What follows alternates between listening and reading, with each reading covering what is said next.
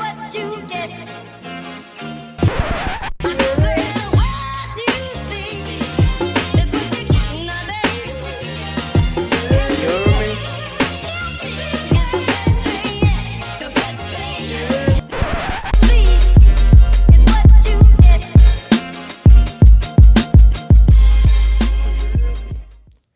Yo, never mind what you seen. Never mind what you heard. It's seen and not heard. Yo, the bros are here, man. Yeah. Back again. You know, we gonna get to we gonna recap on the other episode.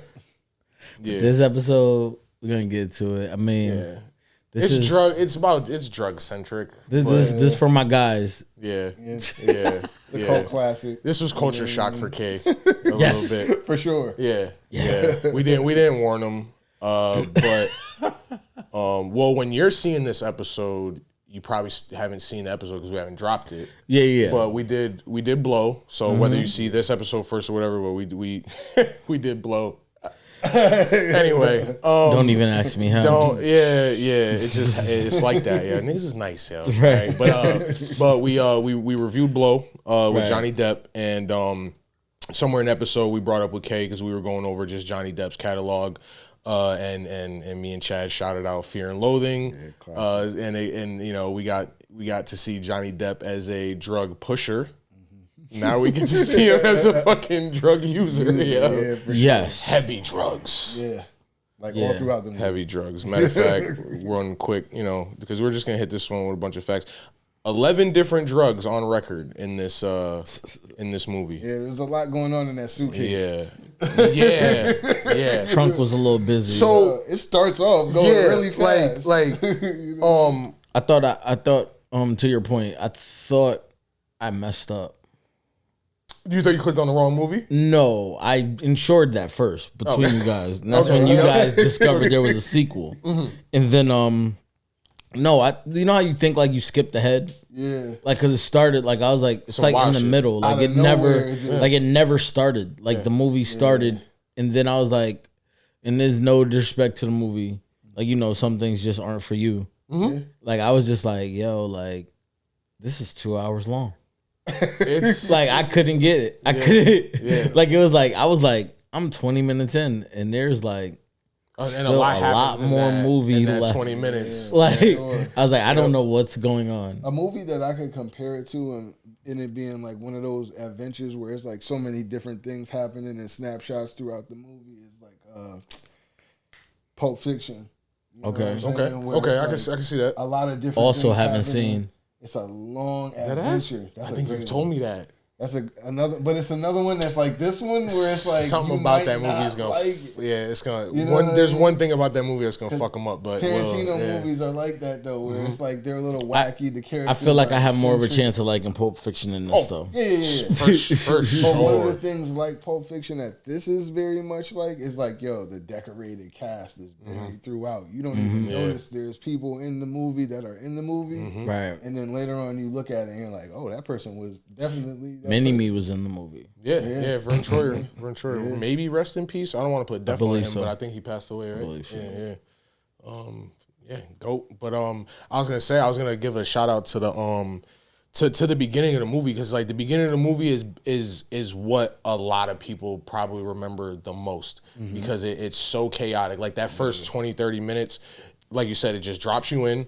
You see Spider-Man, you see fucking they pick up Tobey Maguire on the side of the road. Tobey Maguire with the Scared the receding shit hair. out of him, and like and even some of the subtle shit that they do where like he's having the internal monologue, but then he's like, yo, am I saying that out loud? But then they double the vocals and shit like that. Like there's a lot of things that they throw in there to try to make you feel, even as a sober viewer, like, yo, am I seeing that shit too? Yeah. You know what I mean? So it has that going for it. But that first 20 minutes, yo, that car ride, like all the antics, yo, the fucking Benicio goes to do the blow and it blows back in his face. And he's like, you seen what God did to us, yo? Like these niggas is high as hell, bro. God, and he's like, yo, God did not do that, yo. Like, you know what I'm saying? So like, I respect Raul, but you know, Hunter S. Thompson for like being high but still being like, nah, nigga, like act accordingly, bro. Like, yo, have some proof about yeah. Well, in that moment, because when they get to the hotel and he's melting, you feel me? Like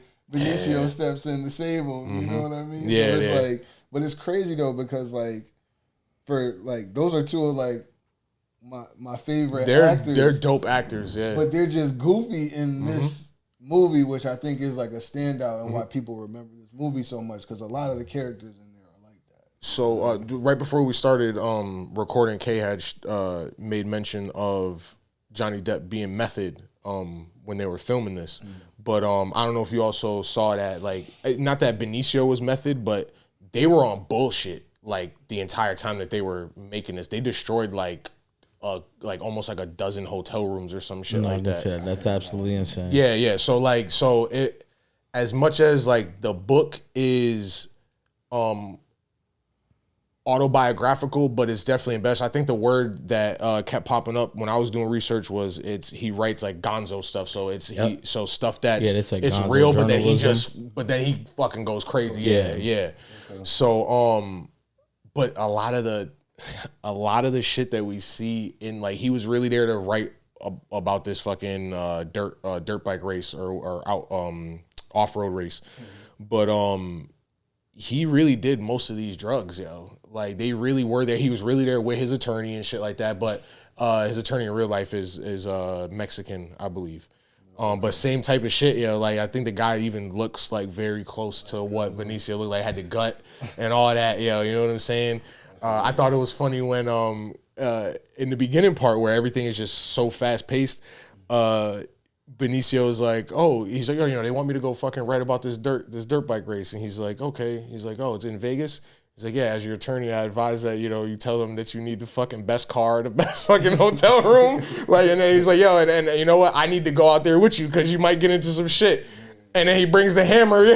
Like, we bringing that too because, completely used him for all the comp, everything, used all the fucking company's money. Like, he was out there mooching, yo. And he didn't even realize it. And then by the time he figured it out, he tried to do the same thing. And then he left him out there. Yeah. Yo, because like there's a scene where he calls him, yo, and he's back in the office sober, being an attorney. Yo. I was like, bro, where was this energy at, yo? But it was crazy because he was like, yeah, you didn't get my, what was it, telegram? Yeah, he gave him a telegram. Yeah, this is the 70s, by the way. Yeah. Because it was like, what? The movie came out in like the 90s, like 98? This is like 71. The movie came out in 98, but it's depicted in the 70s. 70s, yeah. Right. So it was just like, but it was funny because they were talking about like the telegram. And he took the telegram on the way, but it was just that scene too was a standout because he was trying to get up out of there because he was trying to dip off of that bill that he just racked up in his name.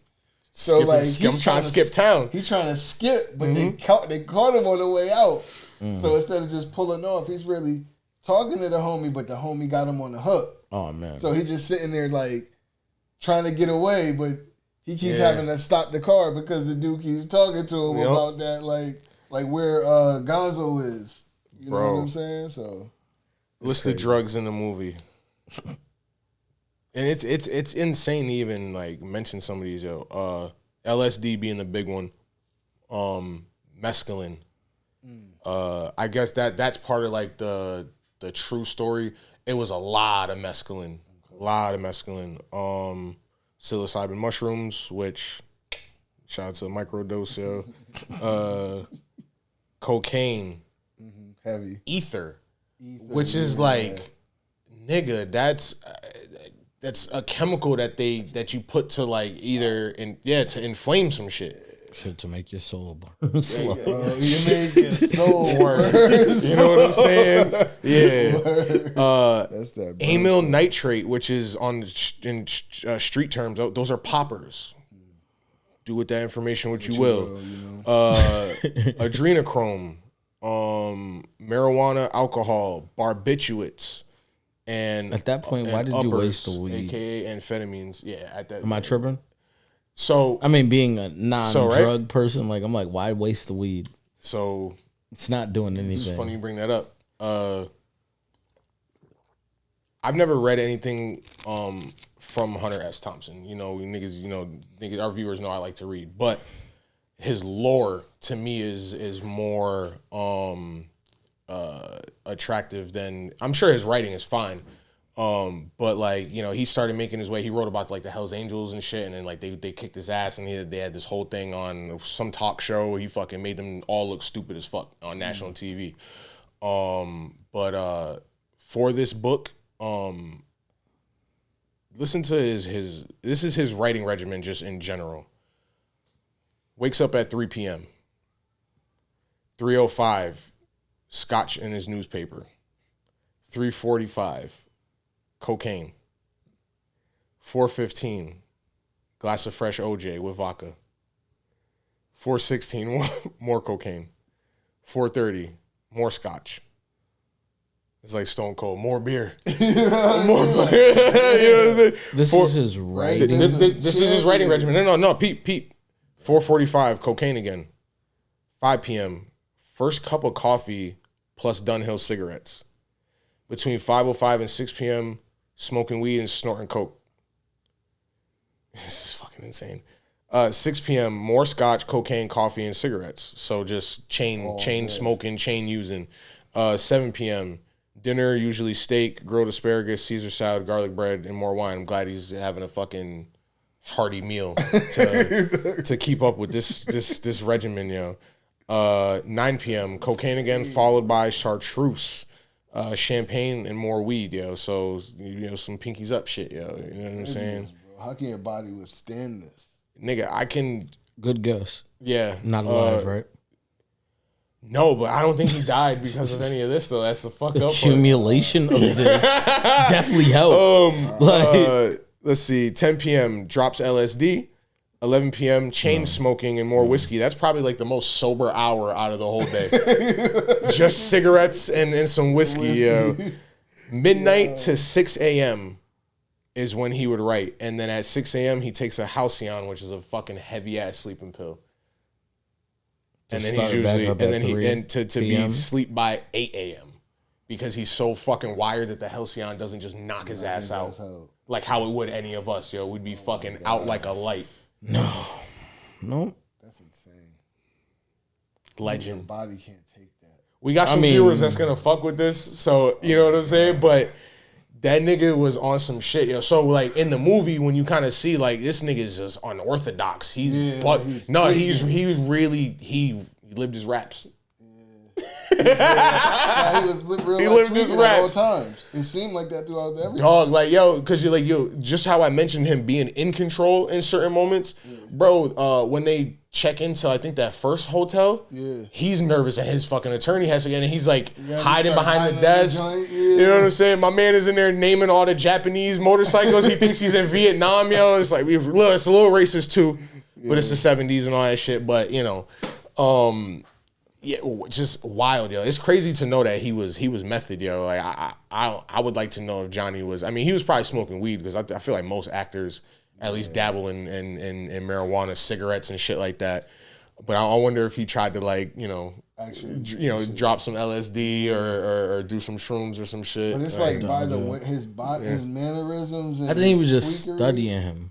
Yeah, So some people question whether like was he like making a caricature of him or was he genuinely acting like him? Because not many people have like spent time with Hunter S. Thompson. It's like a privilege for him to do that. I've seen interviews with his wife after he had passed away, and like how they hold his legacy up like fucking MF Doom. That's like white MF Doom type shit. Yo. Okay. You know So what what'd she say about the portrayal? That I don't know. I'm just referencing just how like I just remember hearing about how they just held his legacy up, like not a lot of press around him, like shit like that, yo. So whether she liked the movie or not, I don't know. I haven't heard the negative. You know what I'm saying? Like that information didn't just jump out to me when I was just like doing my Googles, but I would like to look it up though. You know, just for fucking curiosity's sake. But yeah, I don't know. He's bugging, yo. He's bugging. It's a classic to me. And it's not really one of the movies like Kay was like, yo, is there a plot? And that was literally going to be one of my questions because there really isn't. Like you would argue that the plot, it's not the plot of the movie. It's what his directive was supposed to be, which is I'm supposed to document this fucking road race over this weekend. And then all this happens. But chaos ensues. Like for the conspiracy theorists in the room, yo, we mentioned adrenochrome, yo. That was definitely my first time ever hearing about it as a teenager. But then you fast forward, fucking Trump supporters and all that. Hillary drinks the blood of fucking babies and all that fucking crazy shit. Niggas made a parallel between like Monsters Inc.